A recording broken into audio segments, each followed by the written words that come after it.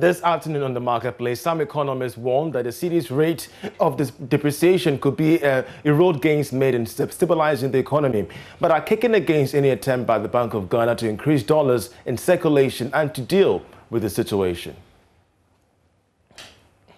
Also, insurance companies raced to meet the new minimum capital requirement deadline for the 31st of December. But what are the options available to companies which are not able to recapitalize? We'll engage an insurance expert on this. Plus, with the rife disappointment in the fashion and design industry, we asked to buy or to sell, of course, as the demand for Christmas clothing increases.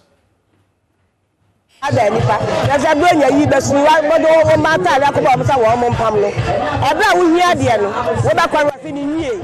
tailors deceive people. The day you will need your dress, they will tell you they are not done.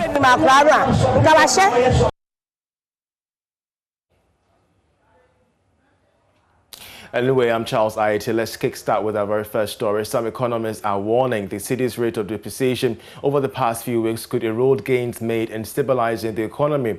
Now, the cedi has witnessed some sustained depreciation over the past month, hitting around 6 cedis, 42 pesos to $1. Now, this is despite improved support from the central bank and influx from holiday makers. But should there be more dollar support to stabilize the situation? We'll engage an economist, Courage Botu, shortly via Zoom. But first, though, let's take a report by George Riafe.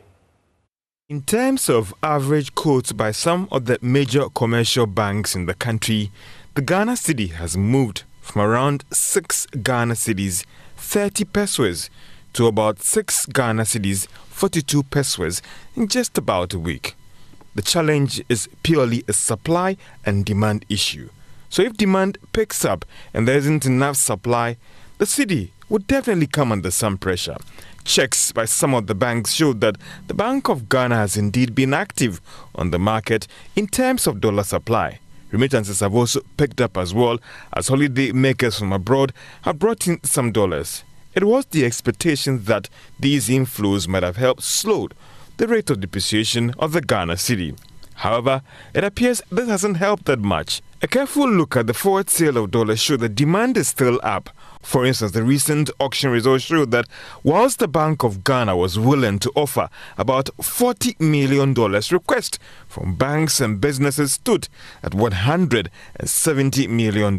However, some market analysts believe that the Bank of Ghana may have to do more in terms of the amount of dollars that it supplies onto the market. The Ghana cedi has come under some pressure over the past 2 months due to the decision by some offshore investors to sell their Ghana bonds that they are holding because of some fiscal issues, and as well as demand for dollars by businesses to finance their imports picking up strongly.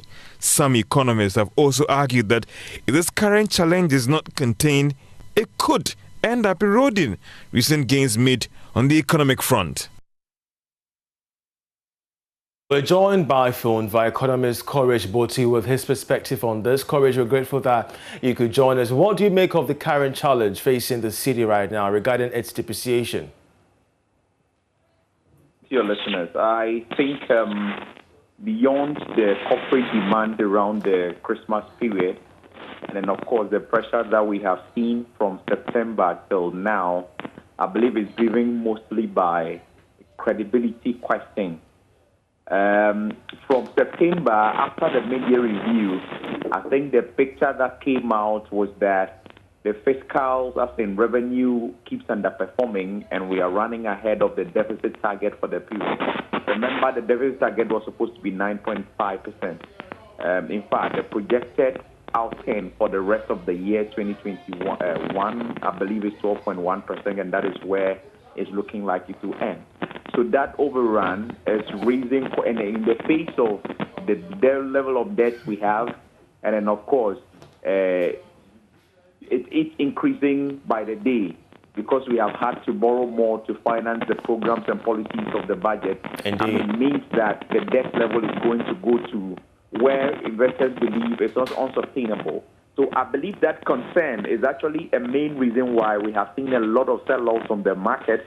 And the budget situation as it is now, with regard its approval process and even the whole brouhaha about e-levy, which is left or hanging in the balance now, it's a major question or dent on the credibility of the fiscal policy framework going forward. For instance, we are looking at growing revenue by over 40% in 2022, when actually over the last 4 or 5 years, the average rate of growth in revenue for a year is around 16 or so percent. And even when you adjust for the COVID year 2020, it's much less. And so, I mean, it tells you that for government to want to grow revenue by that much, it's mainly on the back of the e-levy, which is not successful, hasn't been successful at passing at this moment. And so that naturally will raise the concern. So a chunk of the depreciation is driven by the offshore sellers. They are selling off and moving out of the market because we, at this moment, lack the credibility. And then until we are seen to be gaining back or winning back such credibility, the trend might continue. Indeed, interesting there. But of course, we have seen the Bank of Ghana inject some capital, some cash into the systems. We have seen some inflows, in the past few months. Why is it that the city isn't responding that much to these interventions? The demand far outweighs the amount being injected, really. Like George said it, analyzing his report, yes, demand from corporates is there, but demand from the offshore investors is even much more, which the Bank of Ghana doesn't fund, right? So when Bank of Ghana sells forwards to the market, like 40 million every week to the market, it sells it to the commercial banks. But the amount of outflows we are seeing are way more than that amount. And so these investors will go demand the FX from the banking system and all of that. And so the pressure is, so you can see that there is a demand on a weekly basis of around 170 or so million. Indeed. And then Bank of Ghana is selling just about 40 million. So that difference of over 130 million is still there. And that is why the city will depreciate, because the demand far outweighs the level of supply. And one key source of supply has been from the foreign investors in our economy. Now they are rather moving out, so they are not bringing the funds that are required. So the main supplier at this point is the commercial, the Bank of Ghana, who is not putting so much available. And under such circumstances, you can expect depreciation trend to continue. So I believe that is why the amount they are injecting, yes, significant, but not enough to quell the demand pressures. So how then should the Bank of Ghana, behave to ensure that we do not also see, much more of a devaluation? I think the problem, Bank of Ghana is doing what they can. They would only support the cedi, really. We manage, we operate a flexible exchange rate system, what they call a dirty float. And then the Bank of Ghana's role in the market is just to limit itself to evening out or ironing out extreme volatility, really. And I think for what they have been doing so far from November 2019 till date has been to use the reserve available for forward guidance for the market, and that is what they have been doing. In fact, the auction should have been 25 million every 2 weeks from the calendar they issued, at the start of the year. But here we are doing 40 million every week. For some time now. I think in this fourth quarter, they've done about 40 million every 2 weeks for over 2 months now. That tells you that they are doing what they can. Remember also that we are doing that with the reserve, which stood at 11 billion at some point. Now, the more you deplete your reserve, the more vulnerable you become to even external shocks and all of that. Definitely. So you also don't want to overdo it to the point where you become so vulnerable. So the onus now is on government and the managers of the economy really to address the concerns. If they see the fiscal framework as incredible, the reason foreign investors are selling off and no new inflows are coming in, what do we do to change that situation? We have to start performing. We have to start meeting our fiscal targets. Until we do that, you can't win the confidence back, really. And those are the approaches we need to be looking at. And we know that because of COVID and then trade flows have been affected, yes, cocoa production has been there and then growing, gold, yes, oil, yes. But, the level of resource flows, that's in trade receipt flows into the economy, we see this year that even our trade surplus is slimmer than it's been in previous years. Even though export is still growing, we've seen that also growth in imports for the period And it's growing because the economy is recovering and people have had to import resources to fund their operations and all of that. So we need to, as a state, also win back that credibility. Until we do that, Bank of Ghana will do all they can, but they will not deplete the reserves because they want to support the cedi. And besides, we manage a floating system. So government will have to play their role in winning back that confidence, that credibility. Courage, we're grateful for your submission, not just for this program, but for most of the programs that we've had in the course of this year. We wish you the best, this Christmas, holiday season as well. He's an economist. Thank you, and I wish part to you. I feel committed. Great. He's an economist with Data Bank. Well, insurance companies have exactly 1 week to meet the new minimum capital requirement set by the regulator. Now, the NIC revealed that most insurance companies have recapitalized ahead of the 31st of December this year deadline in meeting, the set requirement. Now, the regulator announced the new rates in 2019 and extended the deadline to the 31st of December this year. Now, both life and non-life insurers are expected to increase their capital from 15 million cedis to 50 million cedis. But what are the options available to companies which are not able to recapitalize? Insurance expert Larry Jage joins us via Zoom with more. We're grateful, sir, that you could, join us. First of all, for you, do you think that insurers have an ample time to meet the set requirement? Good afternoon, and good afternoon to your listeners. Let me indicate that the 50 million is just for the life and general insurance companies. Right. But the reinsurance companies have a higher limit.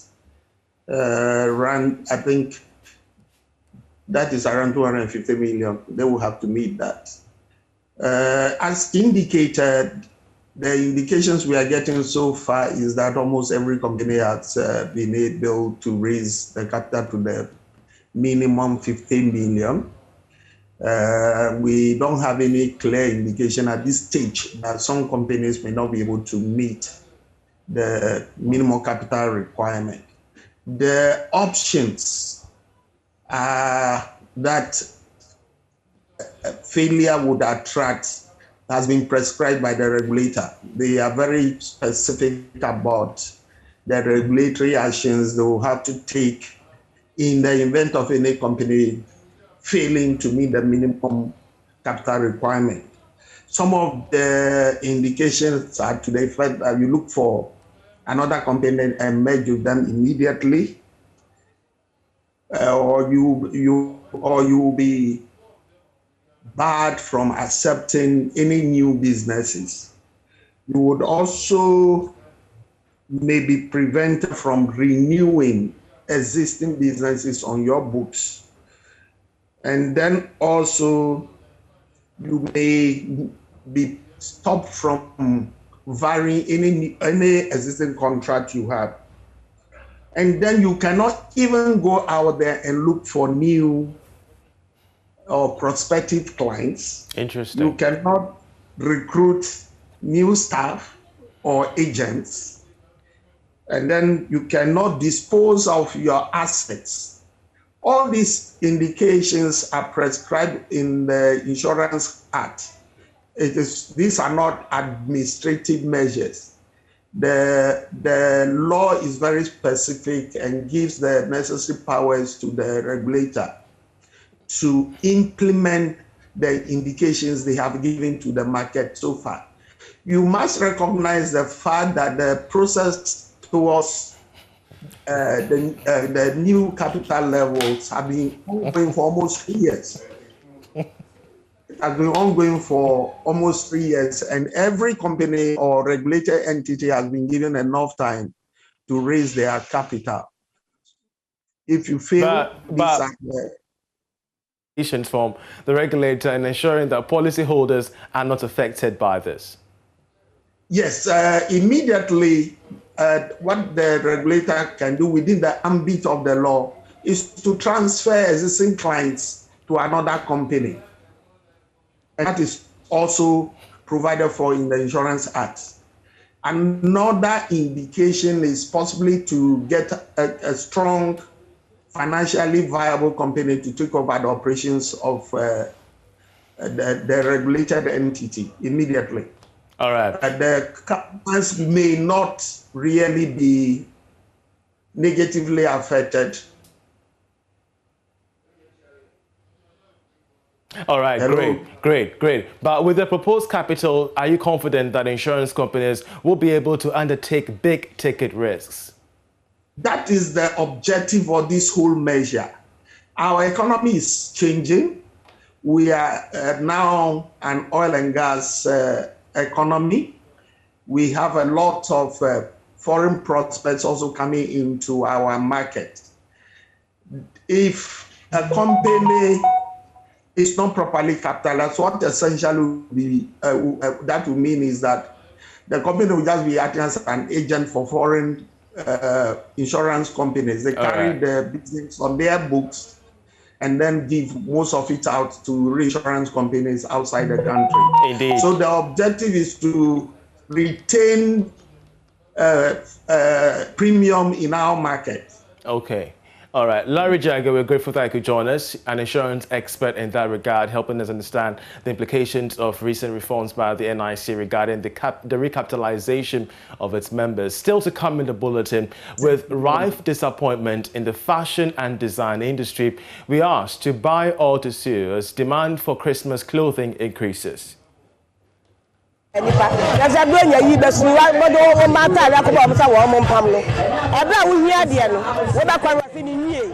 tailors deceive people. The day you will need your dress, they will tell you they are not done.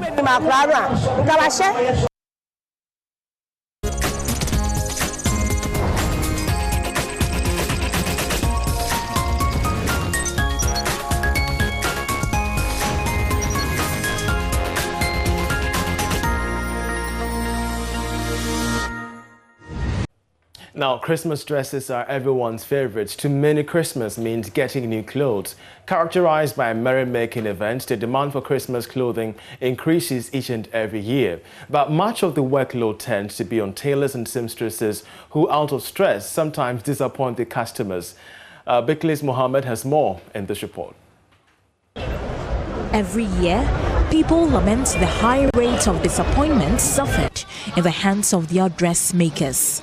Some vent their anger on social media, leading to funny memes, now a trend.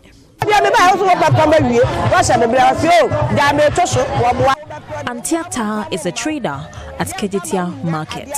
Due to her bad experience with her seamstress, she prefers to buy already made dresses to avoid disappointments.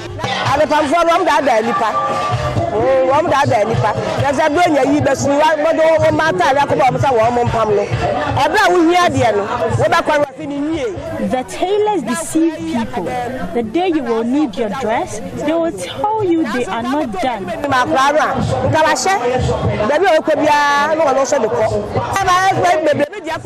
My dress of about 3 months is still with my seamstress. Other traders have suffered similar disappointments. To avoid disappointment, I'll always prefer to buy a ready-made and later sew one.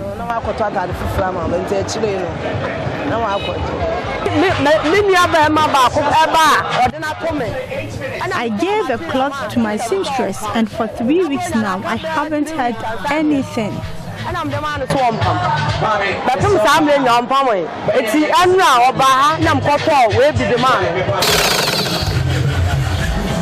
The vocation of dressmaking has always been hectic, especially during the festive periods. David Echampon, a tailor at Edum, attributes the inability of tailors to meet expectations of customers due to the late demand for service. Scenarios no baby. Yeah, boy, I'm the baby or your man won't find mantem because we'll be a train say Christmas will be drew and sana or the abba. They all wait until it's almost Christmas before they bring their clothes, and tailors always want to take advantage of this season. Christmas ni drew a cocoa, until you say, Obama cocoa no, apa or go a pound, I just the next year, and I just a wood in our boss or not. ɛne wa uti be na onsaka wa uti anye no then you disappoint you.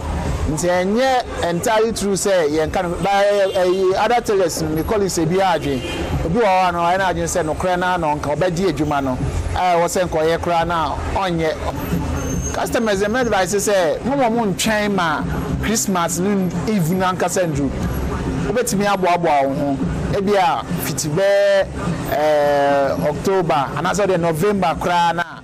To the customers, I advise they bring their stuff a month to Christmas to avoid disappointments. December no, Emma, and son, I know uti ya fine, but uti ya now acquire disappointment. The choice is yours to buy already made dresses or get the assurance your dressmakers will deliver your order on schedule. Reporting for Joy News, Bilkis Mohammed. And here in Accra, Ecobank Ghana has reiterated its commitment to supporting startup businesses in the country. According to its Executive Director and Chief Financial Officer, Edward Nate Botwe, the bank has put enough measures in place to assist these startups. He spoke to Joy Business at the 21st edition of the 2021 edition, actually, of the Light Up the City event, of which we have more in this report. This year's Light Up the City will benefit Accra and Kumasi and has been taken a notch higher in terms of designs and its reach to restore some brightness and joy in Ghanaians during the Christmas season. It also takes a new dimension as part of the Greater Accra Regional Coordinating Council's Let's Make Accra Work Again agenda. According to Ecobank Ghana, this is an initiative they will continue to embark on for their customers and shareholders. Here is Executive Director of Ecobank Ghana Limited, Edward Nate Botwe. When you talk about startups, we support startups in various ways. There are various tools that we make available to them. I think we've got the FinTech Challenge, where startups in that regard, we support them to grow. There are several programs that we do have for startups, and that is an area that, again, we expect to continue. I should say that 2021, in spite of all the COVID challenges that we all had as a country, I think that as a bank, we found ways to be able to support our customers. And if there's one thing that they can count on our continuous support in every area of their businesses, as we've always done in the past. And we are sure that working together with our customers and our stakeholders, we expect next year to be an even better year. The project was launched in 2019 and is in collaboration with the Accra Metropolitan Assembly and Jandel. The aim of lighting up some principal streets of the capital to set the tone for the Christmas season. James Eshen's report for Joy Business. And that's how we end Marketplace. I'm Charles Aite. Many thanks for watching and a Merry Christmas to you.